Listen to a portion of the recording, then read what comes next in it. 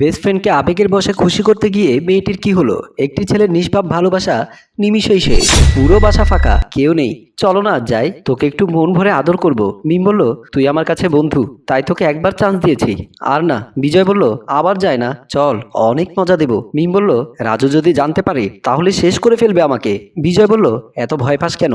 একটা বয়ফ্রেন্ড গেলে আরো 10টা বয়ফ্রেন্ড পাবি। তুই কি কম সুন্দরী নাকি? তোর জন্য কলেজে কত ছেলে পাগল। মিম বলল, তা ঠিক বলেছিস, কিন্তু ও ভালো একটা ছেলে, বোকা শোকা, যা বলি তাই করে। এমন একটা ছেলে আর পাবো না। বিজয় বলল, আচ্ছা চল তো, জানতে পারবে না। তাছাড়া আমাদের পেছনে কি সিসি ক্যামেরা আছে নাকি যে জানবে? শোন, আজ ওয়ান টাইম খেয়ে শুরু করব। মিম বলল, সত্যি? ওয়াও, আচ্ছা চল তাহলে। মিম বিজয় শুধু বন্ধু হয়, তবুও বিজয়ের সাথে সে রুম ডেট করতে চলে গেল।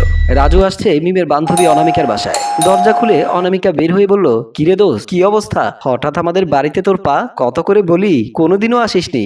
না রে দোস্ত, ভুল বুঝিস না, আসলে একটা সমস্যা হয়েছে। অনামিকা বলল, নিশ্চয় এটা মিমকে নিয়ে। রাজু বলল, তুই কি করে জানলি?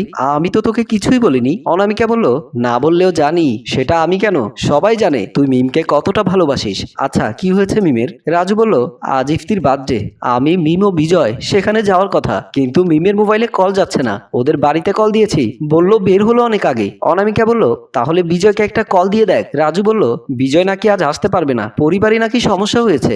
অনামিকা বলল, ভেতরে যেতে বললাম, আসছিস না?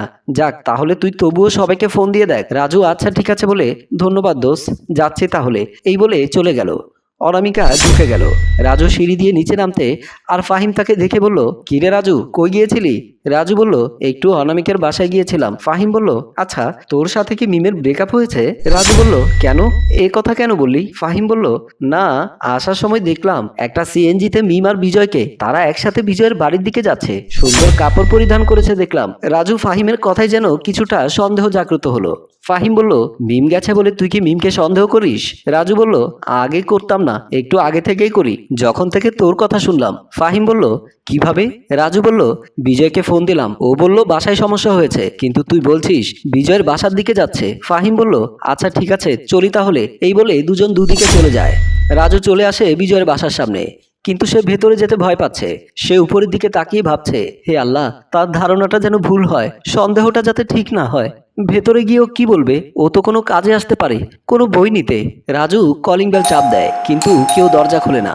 আবারও কলিং বেল চাপ দেয়, কিন্তু কেউ দরজা খোলে না। দরজাতে হালকা জোরে ধাক্কা দিতেই দরজা খুলে যায়। সে ভেতরে ঢুকে রুমের সামনে যেতেই রুম থেকে কম কাপড়ে প্যান্টের চেইন ঠিক করতে করতে বের হয়। বিজয়কে দেখে রাজুর মাথায় আবার মিমের কথা চলে আসে। রাজু বলল, বিজয়, তোর এই অবস্থা কেন? বিজয় ভয়ে চুপসে গেছে, চোখে মুখে বিষণ্ণতা। বিজয় আমতা আমতা করে বলল, তুই হঠাৎ? আসলে গোসল করে বের হয়েছিলাম তো। রাজু বলল, তুই এমন করে কথা বলছিস কেন? তাছাড়া তুই বলেছিলি বাড়িতে কোনো সমস্যা হয়েছে, কিন্তু দেখি এখানে কেউ নেই। না মানে কি বলছি নিজেও জানি না, বাদ দে। তুই কেন আসলি, কেন কল দিয়েছিলি? রাজুর মনে এখন অজানা ভয় কাজ করছে। ওর মন চাইছে ভেতরে যেতে। বিজয় এদিক সেদিক তাকাচ্ছে। হঠাৎ রুম থেকে কে যেন বলল, বিজয়, আমাকে এক গ্লাস পানি খাওয়াতে পারবি? কণ্ঠটা রাজুর বেশ পরিচিত। মিম নয়তো। সে আর এক মুহূর্ত না দাঁড়িয়ে ভেতরে চলে যায়। পেছন পেছন বিজয় চলে যায়। রাজু নিজের প্রিয় মানুষটাকে এইভাবে দেখতে হবে তা কখনোই ভাবেনি। রাজু দেখে মিম একটা চাদর মোড়ানো অবস্থায় বসে আছে। ওদের মধ্যে কিছু একটা হয়েছে, তার রুমের অবস্থা দেখেই বোঝা যাচ্ছে। মিম ভয় পেয়ে যায় আর নিচে নেমে আমতা আমতা করে বলল, তুমি যা ভাবছো তা কিছুই না, আমি জামা চেঞ্জ করছিলাম তাই একটু ঘুমিয়েছি। বিজয় এসে বলল, ওর নাকি শরীর খারাপ, তাই এদিকে আনলাম রেস্ট করাতে। রাজু বলল, চুপ, দুজনে চুপ কর। আমার মিমকে নিয়ে কত স্বপ্ন ছিল, ও আমার বউ হবে, ছোট একটা সংসার হবে, তা হয়তো নিমিষেই শেষ হয়ে গেল। মিম, ছি, কেন এমন করলে? কেন এভাবে দুজনে পেছন থেকে ছুরি মারলি? তোরা বললে তো তোদের দুজনকে স্বাধীনতা দিয়ে দিতাম। আর মিম, তোমার কাছে এটা আশা করিনি। খুব ভালোবেসেছিলাম তোমায়। মা তোমার কথা খুব জিজ্ঞেস করবে, কি জবাব দেব মাকে? সবাই স্তব্ধ। মিমের চোখ দিয়ে অনবরত জল গড়িয়ে পড়ছে।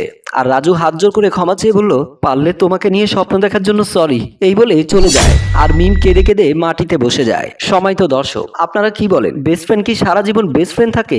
ভালোবাসার নামে ঠকানো মানুষগুলো একসময় কষ্টের নৌকায় ভাসে, একটা সময় তারা কুল কিনারা পায় না। তাই ভালোবাসার মতন ভালোবাসুন, বেঁচে থাকুক ভালোবাসা। গল্পটি ভালো লাগলে লাইক, কমেন্ট ও শেয়ার করুন। ধন্যবাদ।